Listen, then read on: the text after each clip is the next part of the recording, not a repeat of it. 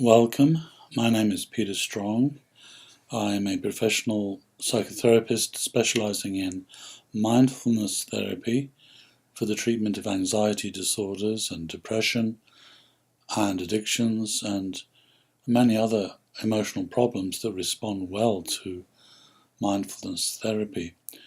One particular anxiety disorder that I work with a great deal is agoraphobia.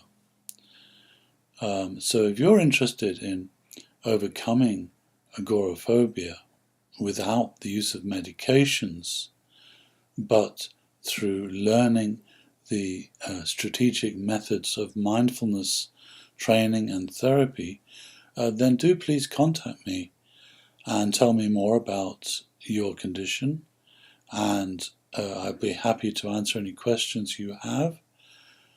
When you feel ready, you can schedule a Skype therapy session with me, and I will teach you how to overcome agoraphobia without medications. It's important to understand that medications are only a temporary solution. They do not and are not designed to change the underlying psychological habitual process that generates anxiety. Medications simply reduce symptoms, but really they are not really a good choice in the long run, because they leave you vulnerable to those underlying psychological habits that create the anxiety. You want to change those habits, and that's the focus of mindfulness therapy. I will teach you how to neutralize those underlying habits that create anxiety. So what triggers anxiety in agoraphobia? Well, it's generally triggered by thoughts and beliefs and anticipation and rumination, whereby you get trapped in cycles of fear-based thinking. What will happen if I have a panic attack away from home? How will I get home? The fear of being trapped, the fear of not being able to get back to a secure zone, basically. So agoraphobia is characterized by being a prisoner of a comfort zone, which often gets smaller and smaller as the disorder progresses. And so we have to work on building strategies to get you out of that prison. And we do that by working on those emotional habits directly. Typically, we're not really aware of our anxiety-producing habits. They operate unconsciously, like most habits, and we just blindly accept them. We identify with these habits, and we suffer because of that. So the first thing that we do in mindfulness therapy is identify those thought reactions themselves that trigger the anxiety. We then work in a very specific way with those thought reactions and beliefs, using various techniques. But the first and most important one is learning to overcome this habit of identification, so that we can hold the thought in our mind, whatever it might be, the fear of fainting, the fear of being out of control, the fear of having a panic attack, whatever it might be. we learn to hold that thought in our mind and not become identified with it, not feed that thought with further reactivity. It's that identification and reactivity that's the real problem. It feeds the anxiety, and this keeps the anxiety alive and accentuates the anxiety, and it also, of course, prevents that anxiety from properly resolving.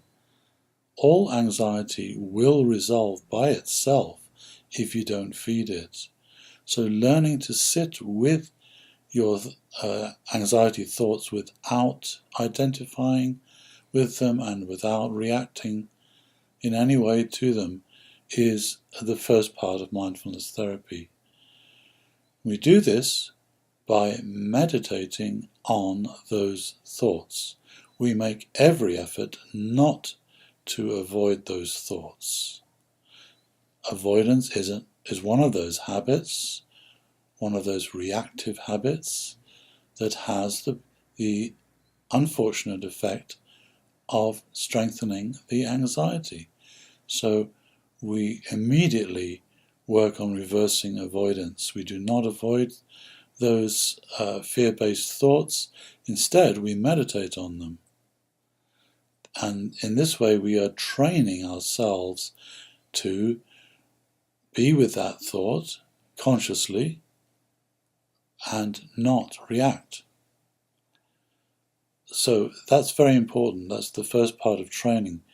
We call this mindfulness-based exposure therapy. We are exposing ourselves to those thoughts, those triggers, and we train ourselves out of the habit of blindly identifying with them and feeding the anxiety.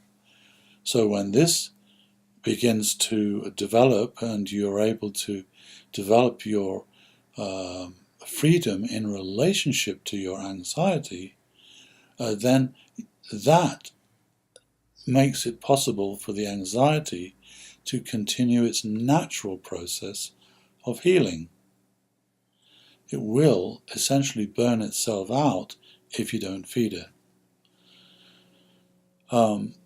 The second way we work with the anxiety thoughts is to work with their imagery. We look at the imagery of the thoughts, how we see the emotion in the mind that gets triggered by these reactive thoughts is very important.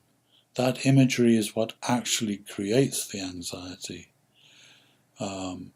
And we work with that imagery in a way that neutralizes the anxiety. For example, many people feel overwhelmed by their anxiety, and that is because the imagery of the anxiety is very large in size. That's what is the defining factor that causes the emotion to become overwhelming. It is too large. But that imagery is produced by habit. That habit can be changed. And when you change the imagery of the anxiety, you change the anxiety. So in this case, we would try to explore making that imagery smaller. When you make the imagery smaller, it loses its intensity.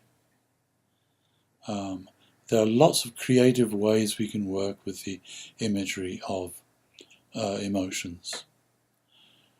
Now, the next part of our approach to overcoming agoraphobia that doesn't require medication is to design a schedule of daily challenges. So this is where we will expose ourselves to a particular situation that would tend to generate those reactive anxiety-producing thoughts. But we prepare ourselves before the challenge. This is essential. You must do this, and it's often not done. We do not just throw ourselves into the anxiety-producing situation. We train for it, and we overcome the anxiety before we do the challenge. So we imagine doing the challenge, we isolate the anxiety and those anxiety-producing thoughts, we work with them with mindfulness and with meditation to neutralize the anxiety. Then we do the challenge, and we might process any anxiety that arises during that challenge after the challenge using mindfulness and meditation. We then repeat this process until the anxiety is completely neutralized and you're able to go for a drive, go for a walk around the neighborhood or whatever your challenge is without any anxiety at all. That's our goal. We are not trying to manage anxiety, we're trying to eliminate it, we're trying to neutralize it.